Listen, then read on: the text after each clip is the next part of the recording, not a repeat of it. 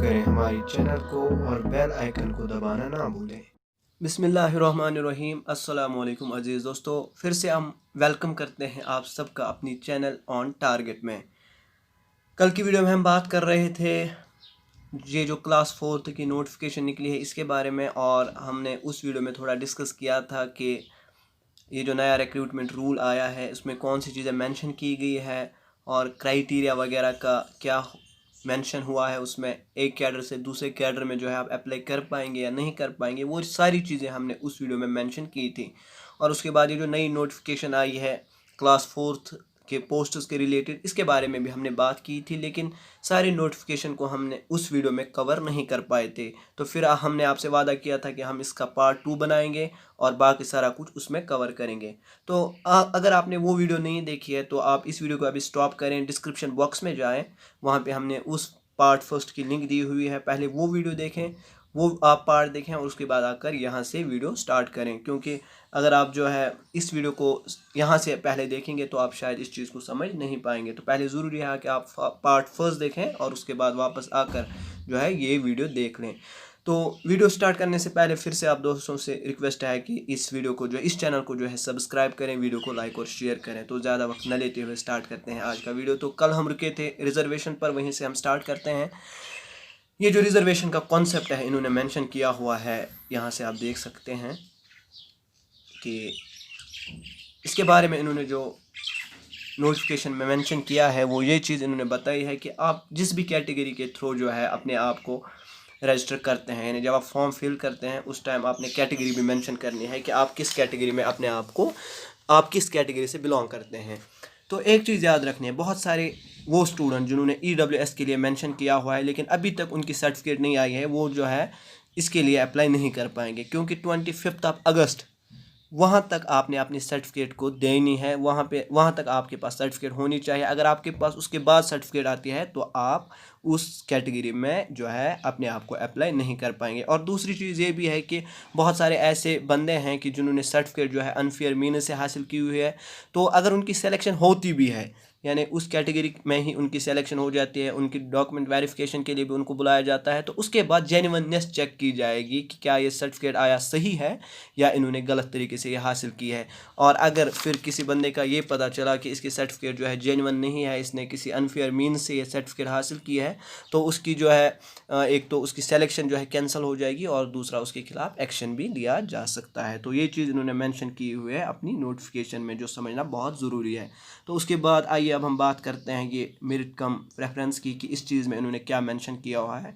ये बड़ा important point है जो आपने समझना है। सपोज़ आप, इस चीज़ को समझाने के लिए मैं आपको एक मिसाल देता हूँ कि सपोज़ आप जो है यूटी कैडर के लिए अप्लाई करते हैं। जब आप फॉर्म फिल करेंगे तो यूटी कैडर का जब आप फॉर्म फिल करेंगे तो वहाँ पे आपको कुछ प्रेफरेंसेस दी जाएंगी कि आप किस जगह पे जॉब करना पसंद करेंगे। सपोज़ कोई बंदा जो है वो श्रीनगर पहली प्रेफरेंस रखता है, दूसरी वो बडगाम रखता है, और इसी तरह 2-3 प्रेफरेंस को वो फिल करता है। बहुत सारे ऐसे होंगे जो पहला श्रीनगर रखेंगे और दूसरी बाकी बाकी रखेंगे। अब एक ही सीट को वहाँ पे जगह मिलेगी, मतलब वहाँ पर एक ही वैकेंसी है। तो अब आपको किस बंदे को वहाँ पर एडजस्ट किया जाएगा, तो वो सारा कुछ बेस होगा मेरिट पे।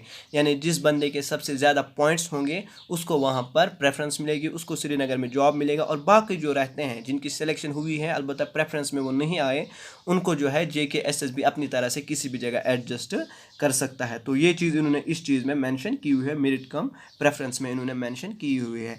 अब रहा फिर एप्लीकेशन फ़ी, ये तो आपने पता है, ये उतना समझना टफ भी नहीं है, लेकिन हम ये जो है इस पूरी नोटिफिकेशन को हमने ये प्रॉमिस किया है कि समझाने की कोशिश करेंगे। तो फ़ी का भी हम थोड़ा बोल देते हैं कि फ़ी जो है वो 350 है, और ये सारा कुछ जो होगा ऑनलाइन होगा, ऑफलाइन कुछ भी नहीं है। आपने जो है हार्ड कॉपी भी सबमिट किसी जगह नहीं करनी है, सिवाय जो इन सर्विसेज है उनको जो है अपना जो प्रिंट आउट है वो सबमिट करना है अपने कंसर्न डिपार्टमेंट में, और बाकी जगह पे किसी को भी अप्लाई मतलब हार्ड कॉपी सबमिट नहीं करनी है। और सेंटर ऑफ एग्जामिनेशन का वही यहाँ से आप देख सकते हैं कि जो एग्जामिनेशन सेंटर आपको दिया जाएगा उसको आप चेंज नहीं कर पाएंगे, और चाहे कोई भी रीज़न आपके पास हो, इन्होंने मेंशन किया हुआ है अपनी इस नोटिफिकेशन में कि इसमें आप चेंजेस नहीं कर पाएंगे। और फिर इसमें टाइप ऑफ एग्जामिनेशन, ये शायद हमने कल भी इसके बारे में बताया था कि objective type multiple choice question होगा। 2-4 ऑप्शंस आपको मिलेंगे जिसमें आपने एक सेलेक्ट करना है और उसके बाद आप अगर कोई गलत आंसर देते हैं तो नेगेटिव मार्किंग भी होगी और -0.25 के हिसाब से आपके मार्क्स कटेंगे अगर आप कोई गलत आंसर देते हैं, जैसे कि आप यहाँ पे देख भी सकते होंगे। तो ये चीज़ें इन्होंने मेंशन की हुई है। हाँ, एक और चीज़ इन्होंने मेंशन की है, ये शायद कल हमने डिस्कस भी किया था कि ये जो एग्जामिनेशन ख़त्म होने के बाद टेंटेटिव आंसर की वगैरह दी जाएगी। यहाँ से आप देख सकते होंगे कि पार्ट 3 यहाँ जो लिखा है, मैं इसको अंडरलाइन करता हूँ कि टेंटेटिव आंसर की दी जाएगी और आंसर की देने के बाद कुछ टाइम दिया जाएगा आप इसको चैलेंज करने के लिए। इन्हें 5-6 दिन दिए जाएंगे आप लोगों को। अगर आपको लगता है कि कोई आंसर जो है सही नहीं दिया है या गलत उसका जो है आंसर दिया है उन्होंने, तो आप उसको चैलेंज कर सकते हैं। लेकिन चैलेंज सिर्फ इसी टाइम आप कर सकते हैं, उसके बाद आप चैलेंज नहीं कर पाएंगे। ये टाइम जब ओवर होगा तो उसके बाद आप चैलेंज इसको नहीं कर पाएंगे और कोई भी चैलेंज उसके बाद आपका जो है नहीं माना जाएगा। एक और पॉइंट इसमें ये मेंशन किया हुआ है कि आप जो है रिवैल्यूएट नहीं कर सकते, रिवैल्यूएशन रीचेकिंग के लिए भी आप अप्लाई नहीं कर सकते और फाइनल आंसर की जो है वो JK SSB की मानी जाएगी और उसके खिलाफ आप कोई भी कंप्लेंट वगैरह नहीं कर पाएंगे। सिलेबस वगैरह भी आप नोटिफिकेशन जो है आज भी हम डिस्क्रिप्शन बॉक्स में देंगे, वहाँ से आप सिलेबस वगैरह भी चेक कर सकते हैं। तो ये सारी चीज़ें इन्होंने इसमें मेंशन की हुई है जो आपने समझनी है और उम्मीद करते हैं कि आप समझ भी पा रहे होंगे। तो उसके बाद जो है अब हम बात करेंगे कि ये एक इम्पॉर्टेंट चीज़ है जो आपने अब समझनी है, वो ये कि आप जब आपने जो अब एक और चीज़ जो आपने समझनी है वो ये कि जब आप फॉर्म फिल करेंगे तो वो प्रोविजनल है, जैसा कि हमने बताया, और कोई भी बंदा ये इनको क्लेम नहीं कर पाएगा कि आपने हमारी फ़ी ले ली है, आपने हमारा फॉर्म लिया, उस टाइम क्यों नहीं बताया कि हम इसके लिए एलिजिबल थे या नहीं थे। तो ये सारा कुछ जो इन्होंने मेंशन किया हुआ है अपनी नोटिफिकेशन में कि ये सब डिपेंड करता है स्टूडेंट्स पे, उन्हें खुद देखना है कि क्या वो एलिजिबल है या नहीं है। तो इस बारे में वो कोई भी क्लेम जो है या कोई भी कंप्लेंट वगैरह JK SSB के खिलाफ नहीं कर सकते। तो ये आपने सारा खुद देखना है कि आप एलिजिबल है या नहीं है। हर एक का फॉर्म जो है, जो भी कोई फॉर्म भरता है, फ़ी भरता है, ये जो है उसको एक्सेप्ट करेंगे। लेकिन स्टूडेंट्स जो है उन्हें ये नहीं समझना है कि अब उनका जो है फॉर्म ले लिया गया है दैट मीन्स वो एलिजिबल है, नहीं, बल्कि एलिजिबिलिटी आपने खुद चेक करनी है और ये सारा प्रोविजनल होगा। सब कुछ जो है सिलेक्शन के टाइम देखा जाएगा कि आप एलिजिबल थे या नहीं थे। उस वक्त आपको फिर अगर कोई बंदा जो है उसने अभी नोटिफिकेशन वगैरह अच्छे से नहीं पढ़ी है, फिर अगर उसकी सिलेक्शन भी हो जाती है तो उस वक्त भी उसे फिर बाद में प्रॉब्लम हो सकती है। और फिर वही चीज़ इसमें मेंशन की हुई है कि जो प्रोसीजर रहेगा वो ऑनलाइन रहेगा, एग्ज़ाम वगैरह जो है वो OMR शीट्स वगैरह पे होंगे और आपने फ़ी वगैरह जो सारा कुछ जो है ऑनलाइन भरना है। और जब आप एग्ज़ामिनेशन देने के लिए आए तो इन्होंने इस नोटिफिकेशन में मेंशन किया है कि एक तो आपके पास जो है एडमिट कार्ड होना चाहिए और उसके साथ साथ आपके पास कोई भी ID प्रूफ, जिसके लिए वोटर ID कार्ड हो सकता है, पैन कार्ड हो सकता है या स्कूल ID वगैरह, वो आपने साथ रखनी है। और एक और चीज़ जो इस नोटिफिकेशन में इन्होंने मेंशन की है वो ये कि अगर आप मतलब फॉर्म वगैरह सब सबमिट करते हैं और फिर भी आपका एडमिट कार्ड नहीं आता है तो आपने फिर कंसर्न डिपार्टमेंट में जाना है, वहाँ पे अपनी जो है कंप्लेंट को फिल करना है, उन्हें बताना है कि इस तरह मेरा एडमिट कार्ड नहीं आया है। लेकिन इसके लिए कुछ टाइम देंगे जिस टाइम के बीच आप ये सब कुछ कर पाएंगे और अगर आपने सेलेक्ट टाइम में ये सारा कुछ नहीं किया तो फिर आपकी कोई भी कंप्लेंट जो है वो मंजूर नहीं की जाएगी। तो ये सारी चीज़ें इन्होंने मेंशन की हुई है। और जब आप फॉर्म फिल करेंगे तो उस टाइम आपने क्या क्या जो है सर्टिफिकेट्स वहाँ पे रखनी है या अपलोड करने होंगे। उसके लिए सबसे पहले मैट्रिकुलेशन मार्क्स कार्ड और 12th का मार्क्स कार्ड होगा और मैट्रिक की DOB date of birth certificate आपने साथ रखनी है। और अगर आप किसी कैटेगरी के थ्रू जो है इंटर हो रहे हैं या उस कोई कैटेगरी से बिलोंग करते हैं तो उसकी भी सर्टिफिकेट जो है आपने साथ रखनी है। डोमिसाइल सर्टिफिकेट का वही है कि ये आपको फॉर्म के वक्त नहीं रखनी है, लेकिन अगर आपकी सिलेक्शन होती है तो उस वक्त आपके पास वो डोमिसाइल सर्टिफिकेट वगैरह होनी चाहिए। और सारी सर्टिफिकेट हैं जो आप मतलब देते हैं, सपोज आप किसी कैटेगरी से बिलोंग करते हैं, उसकी जो सर्टिफिकेट है वो एक प्रिस्क्राइब्ड ऑर्डर में होनी चाहिए। मतलब जो गवर्नमेंट ने ऑर्डर दिया है कि ये सर्टिफिकेट इस तरह की होनी चाहिए, इस फॉर्मेट में होनी चाहिए, उसी फॉर्मेट में होनी चाहिए। अगर आप कोई अपनी तरह से मतलब कोई बंदा क्या है, कोई अपनी सर्टिफिकेट बनाता है और उसमें साइन वगैरह कर के लाता है कि यार ये मेरी कैटेगरी सर्टिफिकेट है, तो वो उसको जो है एक्सेप्ट नहीं किया जाएगा, बल्कि जो गवर्नमेंट ने प्रिस्क्राइब किया हुआ है ऑर्डर किसी भी सर्टिफिकेट के लिए, उसी ऑर्डर में वो होनी चाहिए। और वही चीज़ कि उसके बाद इन्होंने आप अपनी इस जो नोटिफिकेशन है उसमें जो है ये चीज़ें मेंशन की है कि कैंडिडेट्स जो एडिशनल वेटेज चाहते हैं। मतलब अगर कोई बंदा ये कहता है कि उसकी फैमिली का कोई भी मेंबर जो है वो कोई भी मेंबर जो है जॉब नहीं करता, गवर्नमेंट जॉब नहीं करता, तो मुझे एडिशनल 5 पॉइंट्स चाहिए। उसके लिए उसे जो है, जो इसके लिए रिक्विज़ाइट है, जो उसके लिए सर्टिफिकेट उसे चाहिए वो होनी चाहिए, और वो सर्टिफिकेट वो तहसीलदार से हासिल कर सकता है। और फैमिली का मतलब आपके पेरेंट्स, आपकी मदर और सिस्टर, अगर आपके ब्रदर और सिस्टर, अगर इसमें से कोई भी जॉब नहीं करता तो फिर आप एलिजिबल है इन 5 पॉइंट्स के लिए, लेकिन इसके लिए आपके पास जो है सर्टिफिकेट वगैरह होनी चाहिए। और मिसकंडक्ट, अगर कोई अनफेयर मीन्स से जो है एग्ज़ाम देता है, या कोई वहाँ पे नाम वाम अपना जो है पेपर पे लिखता है या फ़ोन नंबर वगैरह लिखता है, तो उसका एग्ज़ामिनेशन कैंसिल होगा, उसको जो है मतलब वो एग्ज़ाम नहीं दे पाएगा और उसकी सिलेक्शन नहीं होगी। ये भी इन्होंने जो मेंशन किया हुआ है अपनी इस नोटिफिकेशन में।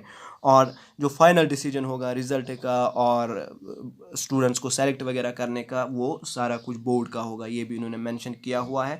और इम्पॉर्टेंट चीज़ जो इन्होंने मेंशन की हुई है यहाँ आप देख पा रहे होंगे कि कैंडिडेट को अप्लाई करने से पहले बहुत सारी चीज़ें, इंस्ट्रक्शंस जो है वो अच्छी तरह से पढ़नी है, और फिर देखना है कि क्या वो एलिजिबल है या नहीं है, और उसके बाद ही फॉर्म भरना होगा। जैसे मैंने पहले बताया कि बाद में वो ये क्लेम नहीं कर पाएंगे कि यार इन्होंने हमारा फॉर्म ले लिया, हमारी फ़ी ले ली, अब बोल रहे हैं कि एलिजिबल नहीं है। ये सारा कुछ आपने खुद करना है, कैंडिडेट्स को खुद करना है। इसके लिए जो है JKSSB रेस्पॉन्सिबल नहीं होगा। तो ये चीज़ें भी आपने याद रखनी है।